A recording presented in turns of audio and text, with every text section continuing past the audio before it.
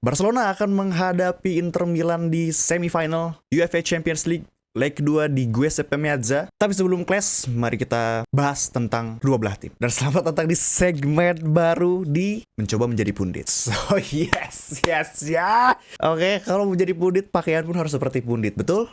Betul sekali lah. Oke, di minggu kemarin kita sudah disajikan match luar biasa oleh kedua belah tim, di mana Barcelona menghadapi Inter Milan di Montjuic berakhir dengan skor imbang, match yang sangat luar biasa. Rest in peace untuk kalian yang tidak menonton match tersebut. Tapi mari kita kilas balik dulu mengenai bagaimana leg pertama berjalan. Ya seperti yang kalian sudah tonton di minggu kemarin, Barcelona memang kejebolan di detik 30 oleh golnya Marcus Thuram, lalu disusul lagi oleh golnya Dumfries lewat sepak pojok dan finishing yang luar biasa juga dari Dumfries. Lalu Barcelona pun tidak mau ketinggalan, Barcelona pun melawan. Setelah tertinggal 2 gol, Barcelona pun berhasil menyamakan kedudukan. Dan di second half, lagi-lagi Inter Milan berhasil mencetak gol melalui Dumfries lagi dari skema corner kick. Memang kalau kita lihat Barcelona nih agak sedikit struggling dari pertahanan, apalagi dari postur tubuh kita sudah bisa lihat juga bahwa Inter Milan memang mendominasi sekali dari postur tubuh ya. Terbukti 2 gol Inter Milan tercipta melalui set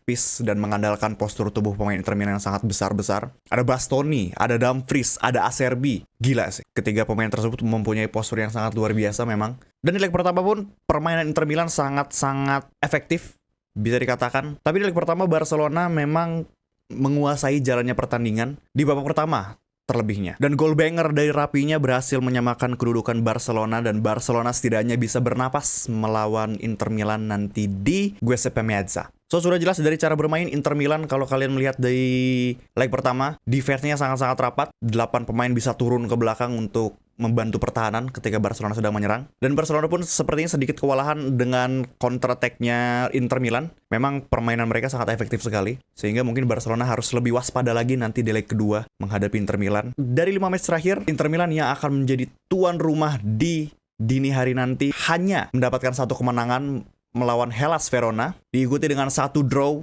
dan 3 kalahan. 1 draw diantaranya sudah jelas seri melawan Barcelona. Dan di sisi lain, Barcelona dalam 5 match terakhir tidak mengalami kekalahan sedikit pun. Hanya 1 draw melawan Inter Milan di leg pertama minggu kemarin. Walaupun memang bisa dilihat dari 5 match tersebut, Barcelona sedikit struggle melawan tim-tim kasta bawah. Lawan Celta Vigo hanya menang tipis, lawan Mallorca hanya menang tipis, lawan Valladolid pun hanya menang tipis. Dan jika dilihat dari 5 match terakhir, Barcelona secara statistik bisa dikatakan lebih unggul dari Inter Milan yang hanya mendapatkan 1 kemenangan di 5 match terakhir, bro. Dan dari head to head kedua belah tim, Barcelona menghadapi Inter Milan. Terlebih di Champions League, dari 13 match Barcelona bertemu Inter Milan, terlebihnya di Champions League ini, Barcelona sudah menang 6 kali, draw 5 kali, dan kalah 2 kali. Disusul dengan 20 gol tercipta dari sisi Barcelona, begitupun dari Inter Milan 13 gol tercipta. Bergeser dari head to head tim, kita ke head to head para playernya aja. Mungkin yang menarik dibahas adalah Pedri dengan Barella. Keduanya sama-sama bermain di lini tengah, keduanya sama-sama mengatur serangan dari timnya masing-masing. Mari kita lihat statistiknya antara Barella dengan Pedri. Bisa kalian lihat di layar kalian. Oke, di season ini bisa kita lihat dari season performance statistiknya, Barella sudah menjalani 30 match di musim ini, Pedri 32 match, dan dari gol yang tercipta, Barella menciptakan 3 gol musim ini dan Pedri 4 gol. Dan untuk assist tidak beda jauh juga, Barella unggul 1 assist dibanding Pedri, yang mana assist ini mungkin harus dibicarakan sebagai midfielder ya. Dan dari sisi dribbling, Pedri jauh sekali di atas Barella. Bisa mungkin kalian lihat juga di layar kalian. Mungkin itu 2 pemain yang mungkin menarik untuk dibahas sebelum clash di leg kedua ini. Mari kita geser ke interview para pemain sebelum laga berjalan. Di interview sebelum menghadapi Barcelona, pelatih Inter Milan, Inzaghi, menanggapi pertanyaan tentang Lamine Yamal. Kata Inzaghi, Lamine Yamal, kita mencoba untuk memastikan dia tidak mendapatkan bola. Tapi itu sangat-sangat mustahil. Sangat jelas, dia akan di double mark. Dia akan sangat dijaga, dan kita akan tetap melihat pergerakannya selalu.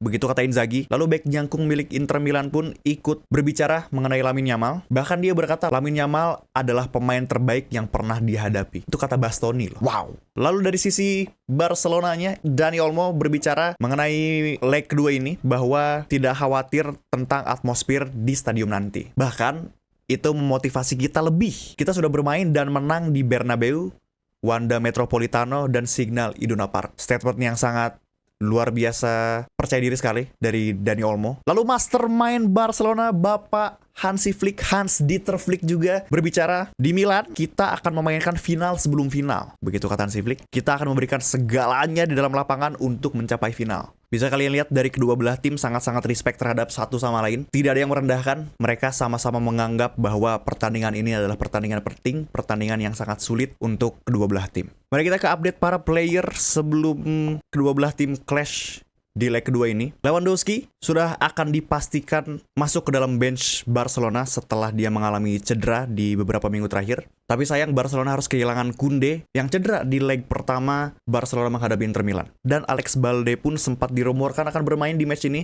Ternyata sudah dikonfirm oleh Barcelonanya bahwa Balde tidak akan tersedia melawan Inter Milan di leg kedua semifinal nanti. Sementara di seberang sana, dari Inter Milan, berita yang beredar adalah Marcus Thuram mengalami cedera. Entah itu dapat dikonfirmasi apa tidak. Ada kabar Di Marco pun cedera, tidak bisa dikonfirmasi atau tidak. Tapi yang sudah jelas-jelas akan melewatkan leg kedua tersebut dari sisi Inter Milan adalah Valentin Carboni dan Benjamin Pavard. Dan sementara itu, pemain yang sudah dikonfirmasi tidak akan bisa bermain melawan Inter Milan di leg kedua adalah Marc Bernal, sudah jelas cedera jangka panjang, ACL dia, kesian sekali. Marc Casado, Jules Koundé, hamstring injury, dan Pablo Torre ada knee problem, katanya ya, ada masalah dalam lututnya. Lalu kita berlanjut ke prediksi line up Barcelona yang akan menghadapi Inter Milan. Dan apa yang ada di kepala gue sudah sangat dipresentasikan dengan baik sekali oleh For Blaugrana. Bisa kalian lihat di layar kalian bahwa starting line up prediksi yang memang sangat-sangat ideal sekali untuk Barcelona. Kiper Szczesny karena mungkin Ter Stegen masih belum terlalu fit untuk bermain di match yang intensitasnya akan sangat gila-gilaan ya. Lalu dua back tengah kita sudah jelas kita andalkan kepada kapten kita Araujo dan didampingi dengan back muda terbaik saat ini Pau Cubarsí. Lalu di left back, jelas ini yang gue inginkan. Lebih baik Inigo Martinez daripada Lord 35 bro. Tapi di sisi sebelah kanan, sebenarnya gue ingin melihat Hector Ford bermain as a starting lineup. Cuma mungkin untuk menjaga-jaga aja Hansi Flick memilih pemain yang berpengalaman sepertinya. Dan memang Eric Garcia adalah kandidat yang sangat-sangat memungkinkan sekali untuk menggantikan Koundé di sisi kanan. Di tengah, sangat ideal sekali menurut gue Pedri De Jong sudah harus dipadukan sekali. Depannya siapa terserah. Cuma Pedri dan De Jong tuh harus bermain berbarengan bro. Depannya mau Olmo, oke. Mau Fermin Lopez, oke. Mau Gavi, oke. Selama Pedri dan De Jong disatukan, menurut gua aman-aman aja. Dari sisi penyerangan sudah jelas kita percayakan oleh Rapinya, Ferran Torres, dan Lamine Yamal. Mungkin di match ini Lewandowski akan bermain dari bench karena cedera yang dialami sebelumnya. Cuma gua harap Ferran Torres bisa membuat kejutan seperti yang sudah dia lakukan di beberapa match dan selalu memberikan kejutan tiap kali Ferran Torres bermain. Rapinya, gua harap Rapinya bisa bermain lebih baik lagi, bermain lebih all out lagi. Dan Lamine Yamal, ya Lamine Yamal bro.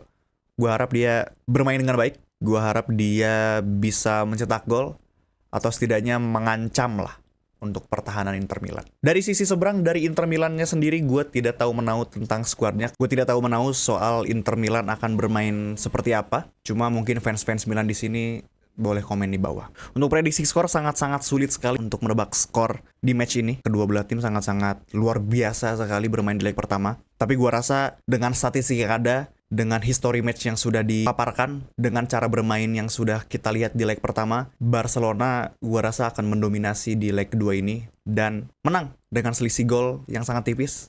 Entah 1-0, entah 2-1. Tapi garis besarnya adalah Barcelona menuju ke final Champions League. Menurut kalian gimana match hidup dan mati ini yang akan dilaksanakan jam 2 dini hari nanti? Siapa yang akan lolos? Prediksi skor kalian berapa? May the best reach the final. Segitu dulu mencoba menjadi pundit di episode kali ini. Kalau kalian suka dengan konten-konten seperti ini, silahkan di like atau di komen harus bahas apa nanti gue di video berikutnya.